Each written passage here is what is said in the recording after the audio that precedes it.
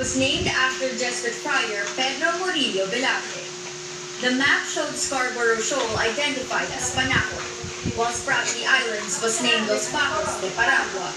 The map shows the disputed islands were already in the country's jurisdiction. The map played a role in the country's arbitral victory against China at The Hague. Inarap yun sa arbitral tribunal na nagpapakita meron talaga tayong jurisdiction doon sa mga islang kiniklaim natin. Yun yung halaga ng mapa na yun. It's really our moral argument against our neighbor, which uses historical evidence as their argument. Every time they talk about 9-9, we have to tell them we have the Velarde map. Patatlo lang. This map is early as 1734, late 18th century. We had an idea of a nation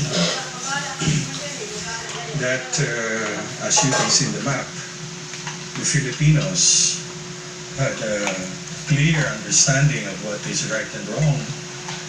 Filipinos, or the native, or the Indios, were self-reliant. Murillo Velarde made sure that it is not just a map that shows the islands and rocks, it's also a reflection of the lives of the Filipinos, early Filipinos here.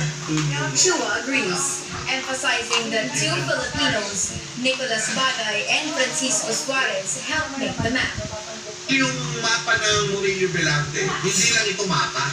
Nagpapakita ito ng vignettes doon sa gilid, no? Yung mga larawan. Na nagpapakita na meron tayong agrikultura, meron tayong pakikipagkalakalan. Ang sinasabi dito, bagamat binuo tayo bilang isang teritoryo ng mga Spanish, kumbaga, nandyan na yung kabiasnan eh. Nandyan na yung diwa, nandyan na yung kumbaga, yung kultura natin.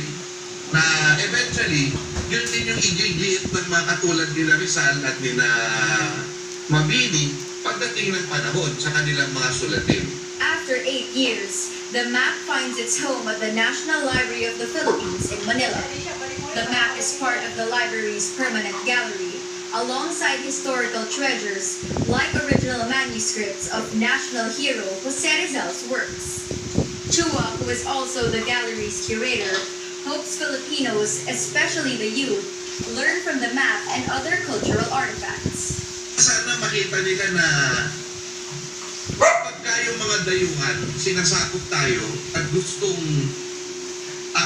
ibahin yung naratibo natin, lumalaban yung naratibong Pilipino. Itong mapang ito ay kasama sa mga dokumento na nagbuo sa atin. Kung saan binuo tayo ng mga papel na ito, ng mga salita na ito, pinag-isa tayo bilang isang bansa. Any Filipino could come here and see his land background, look at himself in the map, because he would see every aspect of what he knew to be true Filipino on this map. For Velarde, the hefty price he paid for the map cannot compare to the value of seeing Filipinos learn more about Philippine history. The Murillo Velarde map will be available for public viewing free of charge when the permanent gallery opens next month.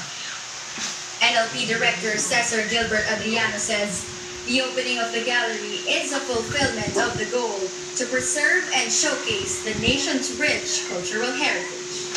Paige Javier, ABS-CBN News. More search equipment brought in by the police into the KOJC compound in Davao City as the hunt for elusive televangelist Apollo Kibuloy is now on its 7th day. Ernel Tokmo is there to give us the latest. Ernel?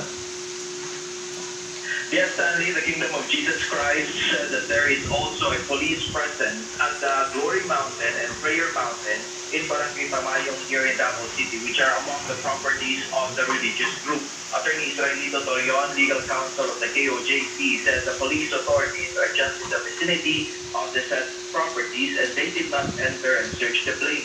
Torion hopes that there will be no search operation in the said property as he needs to rest, considering that there is an ongoing police operation in the KOJC compound. The PNP has not issued a statement regarding the police presence in the said property. However, Police Regional Office 11 Director Brigadier General Nicolas Torres III mentioned before that it is possible that they will also conduct operations in other Kibuloy's properties But some other time, almost 1 week since the police operations to find Dr. Apollo Kibuloy and the 4 other co-accused, the KOJC maintained that the continued random search inside the compound of KOJC at the Jose Maria College is illegal.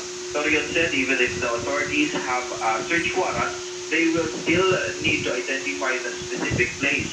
He said that the alleged ongoing drilling of the basement is a grievous violation of the property rights of JFC, which is a separate entity than the accused. He said that the person's heartbeat could not be used as a justification of an operation and that the authorities are just doing a fishing expedition. Torion also denied that there are secret rooms as well as sex flares that were reported by a media outlet.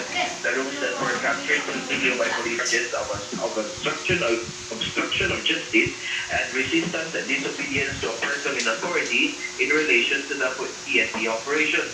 Months after arrest warrants were released for the court, Kibuloy has evaded arrest and has been continuously hiding from the authorities. Torion said that there is a threat to Kibuloy's life as he faces possible extraordinary rendition in which he could be sent to the U.S. to face his charges there. The camp of Kibuloy has written to the president who issued a written declaration that he will not be sent to the U.S., but they allegedly have not received any response. Meanwhile, police authorities said that it brought equipment such as metal detectors and drilling equipment to aid in its search for Kibuloy. Earlier today, 3 boxes were brought by the police inside the compound, which it did not undergo a scanner.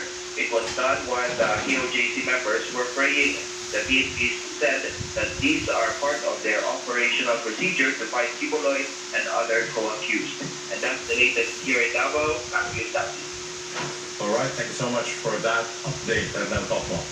The mayor of Balayan in Batangas allays fears a lockdown will be imposed there due to the detection of a local Mpox case. Rafael Busano returns with details on that. Go ahead, Rafael.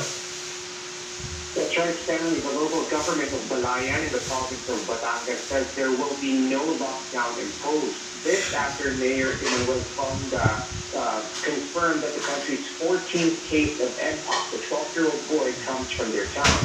In a video on the local government social media page, he said that there will neither be a granular lockdown nor a lockdown in the barangay or schools. The local chief executive says the patient, who is now in the stage of recovering, sought consult from the rural health unit last August 22 and was confirmed positive for the virus 5 days later by the Research Institute for Tropical Medicine. Following the event, or the health event, he said that the patient's type 1 contact will be asked to quarantine, and these are his family who he lived and spent most of the time with. Despite the Mpox virus not being airborne, Fonda appeals to his constituents to practice minimum health standards to protect themselves not just from Mpox, but from other pathogens. And those who may observe symptoms can call local health workers or get directly in touch with the rural health unit.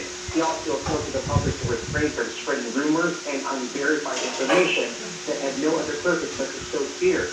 The local government assured that they will provide all the support and the patient needs until he recovers. The maintenance in contact, and as of now, the Department of Health says it continues to verify the circumstances and manner of transmission. I don't know if the 12-year-old patient was already going to school when the symptoms emerged or manifested. What are authorities saying about